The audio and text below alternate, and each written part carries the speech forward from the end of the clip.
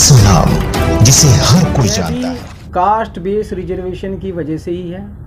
131 seat reserve हैं और जो हमारी नीतियां हैं वो नीतियां जिस प्रकार से होनी चाहिए थी वो आज़ादी के पश्चात से ही नहीं रही। 131 सीट का रिजर्व होना, भारत राष्ट्र की 50 करोड़ जनसंख्या का लोकतंत्र के महोत्सव में भाग न लेना, समतल में इसके 6 ऋतुएं खनिज खाद्यान्न 100 गुना विकसित राष्ट्र हो जाना चाहिए था और अभी 2023 से विकसित राष्ट्र का प्रथम नारा दिया जाने लगा। 2023 में पहली बार जो 100 गुना विकसित राष्ट्र पहले ही हो जाना चाहिए था।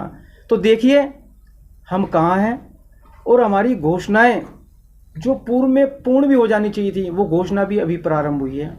तो यही संदेश देना चाहूँगा भारत राष्ट्र के नागरिकों से, सरकारों से, पक्षी विपक्षी पार्टियों से, संगठनों से कि भारत राष्ट्र में सर्वप्रथम आप ये बदलाव कराएं, इस जन आंदोलन में भागीदारी लें। उसका निमित्त राजनीति एक बिंदु है। आरक्षण विरोधी आह्वान ट्रस्ट का 543 सीट पर कैंडिडेट उपस्थित हैं। ये योद्धा हैं, सच्चे अर्थों में ईमानदार व्यक्ति देश में वर्तमान समय में अगर आपने देखने हो।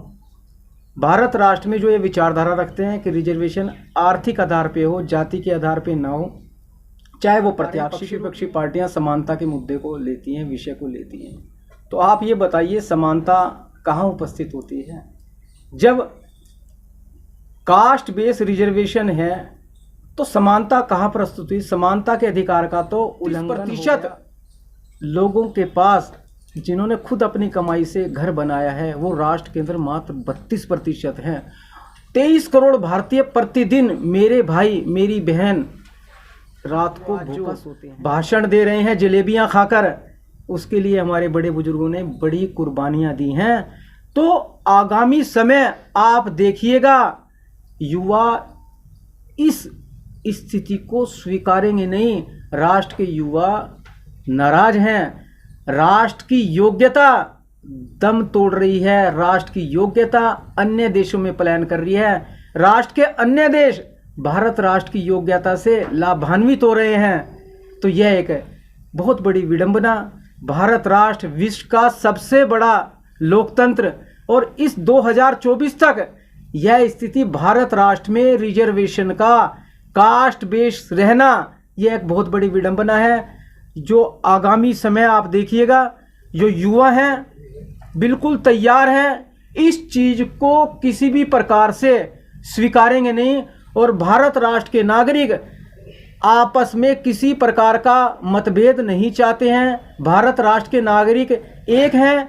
राजनीतिज्ञों ने स्वार्थ लोलुपता के कारण आधिकारिक तौर पर राष्ट्र के नागरिकों में एक दीवार खींच रखी है। 2 वर्गों में बटी हुई है, आरक्षण युक्त और आरक्षण रहित वर्ग। मध्य से दीवार हटा दो और इस आंदोलन में उपस्थित हो और भारत राष्ट्र में सामाजिक परिवर्तन कराएं और जातिगत आरक्षण रूपी दीवार हटाएं, आर्थिक आधार पर आरक्षण कराएं और एक सूत्र में बन जाएं ताकि राष्ट्र सर्वोच्चता में उपस्थित हो और भारत राष्ट्र एक विकसित राष्ट्र नहीं। कहना चाहूंगी कि आरक्षण के विरोध में जैसे हम लोग चाह रहे हैं कि आर्थिक आधार पर होना चाहिए, तो आर्थिक आधार के लिए जागरूक रहें। हमारी टीम भी जाकर के उनको जागरूक करे। यही मेरा संदेश है कि आर्थिक आधार पर मतगणना कराई है।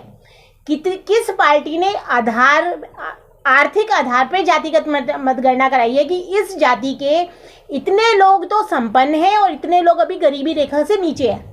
कि ये जो जातिगत मतगणना है ये देखा जाता है कि किस क्षेत्र में किस जाति का प्रभाव ज़्यादा है, वहीं से कैंडिडेट दे दिया जाता है, उन्हीं के लिए काम कर दिया जाता है। तो ये कहा गया था कि जो हमारी पिछड़े लोग हैं, जातियाँ नहीं, जातियाँ तो हम लोगों ने बनाई हुई है, जो पिछड़े लोग हैं उनको आगे बढ़ने का 10 साल के लिए उनको मौका दिया जाए। सरकार ये आती रही जाती रही और ये चलता रहा कि हम बच्चों का विकास कर रहे हैं, ये करेंगे वो करेंगे, ये विकास होगा। शिक्षा का इतने सालों में 100% शिक्षा क्यों नहीं हुई? एक क्वेश्चन ये भी उठता है, सरकार कोई भी हो क्यों नहीं हुई? तो जो मुझे कारण जो नज़र आता है कि जिस देश का बचपन अगर वो मिट्टी में सड़ के ख़त्म हो जाए तो वो देश कभी विकसित नहीं होगा।